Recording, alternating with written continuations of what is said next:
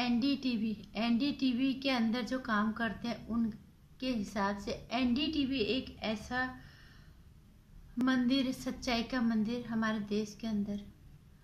सच सिर्फ वही होता है, वहीं जाके वहीं बैठे हुए जो देवता हैं उनकी पूजा करो।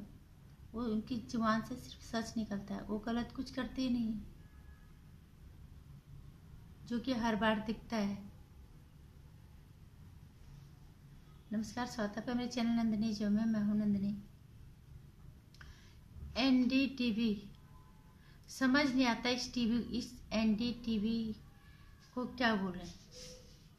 न्यूज जैसी कोई चीज वहां होती ही नहीं।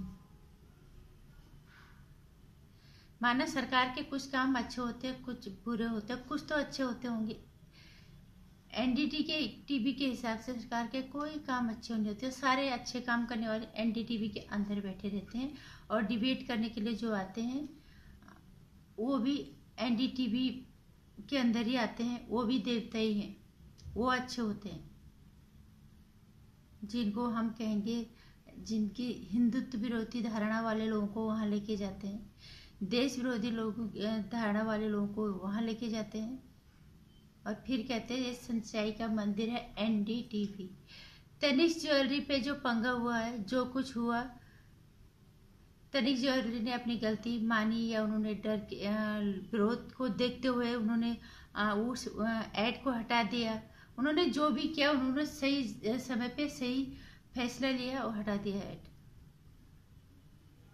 लेकिन बात कहते हैं ना, तुम हिंदुइज्म की बात कर रहे हो, तुम हर बार जाति पात की बात कर रहे हो। यहाँ पे कौन बात जाति पात की बात कर रहा है?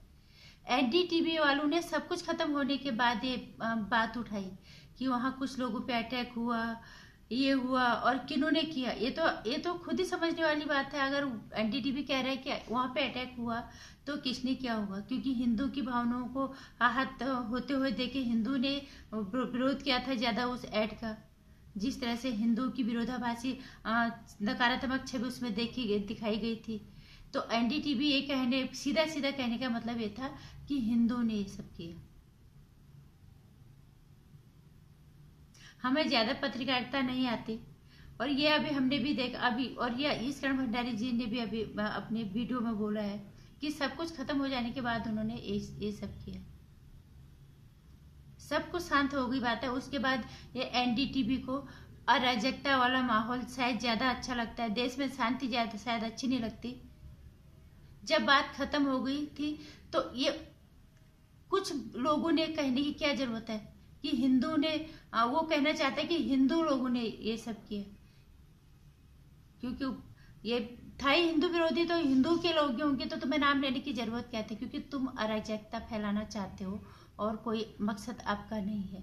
ये पत्रकारिता का हमने सुना है, ये लोकतंत्र का चौथा स्तंभ है। इसको बदनामी के कीचड़ से मत सानो। एक जिम्मेदारी होती है मीडिया हाउसेस की, पत्रकारों की। उस जिम्मेदारी को आप कब समझोगे? जो भी काम सही होते हैं उसके खिलाफ जाके एनडीटीवी वाले बोलते हैं। 370 हटाना क्या गलत था? वहां पे जाके इनके पत्रकार जाके वहां पे लोगों को भड़काते हैं। हमने देखा इनके पत्रकार को वहां जाके। तुम्हें खाने पीने की व्यवस्था की परेशानी हो रही है, तुम्हें रोजगार की परेशानी हो रही है, होगी तो सही। इतने सालों के बाद चीजें बदल रही हैं तो निश्चित रूप से होंगी। बदलाव जब आता है तो तकलीफें तो होती हैं। जब हमारा देश अलग हुआ होगा तब कितने बदलाव से गुजरे होंगे लोग, तब कितने लोगों को परेशानी हुई होगी। जब कोई इतना बड़ा बदलाव होता है तो निश्चित रूप से परेशानियों का सामना तो करना ही पड़ता है। लेकिन एनडीटीवी वालों को ये नहीं समझे। इन्होंने वहां जाके ये भी तो बोल सकते थे कि इतना बड़ा बोझ जो 370 है ये ये हट गया, धीरे धीरे चीजें सामान्य होंगी। एक पत्रकार की जो जिम्मेदारी होती है वो इन्होंने कहीं पे नहीं दिखाई। और आप तनिष्क वाले में भी मामला सारा खत्म हो गया था। ये जबरदस्ती मामलों को तूल देने की इन्होंने कोशिश की कि कुछ लोगों ने उन पर अटैक किया, कुछ लोगों ने मारपीट की, कुछ इस तरह से उन्होंने दिखाने की कोशिश की। जितना भी मैं एनडीटीवी के न्यूज को जितना भी देखती हूँ उसमें यही होता है कि उनका काम ये होता है अपने न्यूज के माध्यम से अशांति और अराजकता फैलाएं। उसको ये जागरूकता का नाम देते हैं। और खासकर रवीश कुमार जी, पता नहीं लोग उनको खबीस कुमार पता नहीं क्या क्या बोलते हैं, हम खैर गाली गलौज वाली भाषा हम नहीं इस्तेमाल करेंगे।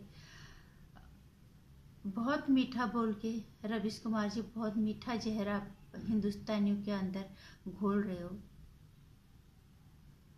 जात पात का कोई इतना बड़ा मुद्दा यहाँ पे नहीं है। हाँ, जहाँ पे आएगी वहाँ पे तो बोलेंगे। अगर एक तरफा हमारे धर्म पे अगर वार होगा, हिंदुत्व पे वार होगा, तो हम बर्दाश्त तो नहीं करेंगे। जैसे कि तनिष्क के एड में दिखाया गया था, हिंदू की नकारात्मक छवि उसमें दिखाने की कोशिश की, जबकि असल जिंदगी में चीजें बिल्कुल उसकी उलट है। आप थोड़ा सही सोच समझ के न्यूज चलाया करो, लेकिन ये आपके बस की बात नहीं, क्योंकि आपको अराजकता फैलानी है। लोगों को जागरूक आपको नहीं करना है। जागरूकता वाला न्यूज आपका कहीं कोई होता ही नहीं है।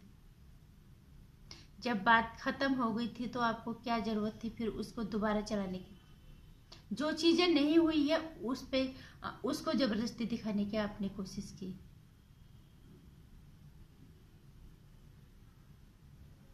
एनडीटीवी का सिर्फ एजेंडा एक ही है, जितना मैं समझ पा रही हूँ, मैं जब से देखना शुरू किया है, कि अराजकता फैलाओ, अशांति फैलाओ, जो चीज नहीं है उसको जबरदस्ती उछालो, और ताकि देश की व्यवस्था बिगड़े, अराजकता बढ़े, अशांति बढ़े। और ये जो हिंदू मुस्लिम आप लोग दूसरों को दोष देते हो, ये सबसे ज्यादा आप करते हो। नहीं तो आम जिंदगी में हमने भी देखा, अगर कोई हमारे धर्म पे वार करेगा हम बोलेंगे, जब दूसरे धर्मों पे वार होता है उनके साथ तो और भी लोग खड़े हो जाते हैं, तुम्हारे जैसे पत्रकार भी खड़े हो जाते हैं। उनके धर्म पे जब कुछ गलत बोला जाता है उन्हें भी बुरा लगता है।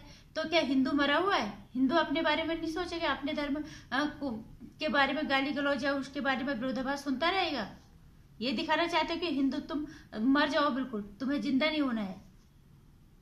ये तो होगा नहीं। एनडीटीवी के जो रवीश कुमार जी में इनकी ज्यादा तो इन्हीं का वहां पे चलता है। हम सभी धर्मों का सम्मान करते हैं, लेकिन जब कोई हमारे धर्म को बिना मतलब के आज हमारे धर्म पे पहुंचाने की कोशिश करेगा, उसके खिलाफ तो हम भी बोलेंगे, भी चुप हम नहीं रहेंगे।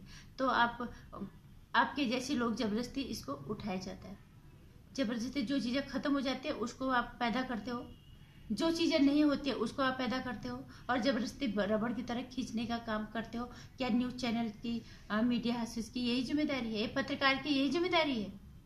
मैं पूछना चाहूंगी इन एनडीटीवी में। और देखते हैं यहाँ पे आने वाली डिबेट में लोग कैसे होते हैं। सारे उनकी सोच राष्ट्र विरोधी होती है, धर्म विरोधी सोच उनकी होती है, और उन्हीं को ये वहाँ डिबेट के लिए आमंत्रित करते हैं। बिना मतलब की चीजों को तूल दो के हमारे देश की अराजकता बढ़ा के शांति भंग करने की कोशिश मत करो अपनी घटिया पत्रकारिता के माध्यम से। और हमारे देश में अगर कभी कुछ भी गलत हुआ तो तुम्हारे जैसे पत्रकारों की वजह से, नहीं तो हमारे देश में सब लोग शांति से रह रहे, कोई किसी को कुछ नहीं बोलता। हाँ, अगर कोई अपने पे चोट लगाएगा तो सभी बोलेंगे, चाहे दूसरे हो, चाहे अपना धर्म वाले हो, चाहे कोई दूसरे धर्म वाले हो। बस कहते तुम जैसे घटिया पत्रकारों से लोगों को अब बचने की जरूरत है। नमस्कार। वीडियो को लाइक और शेयर करना, चैनल को सब्सक्राइब कर लेना। आने वाली वीडियोज की जानकारी के लिए घंटे आइकन प्रेस करें।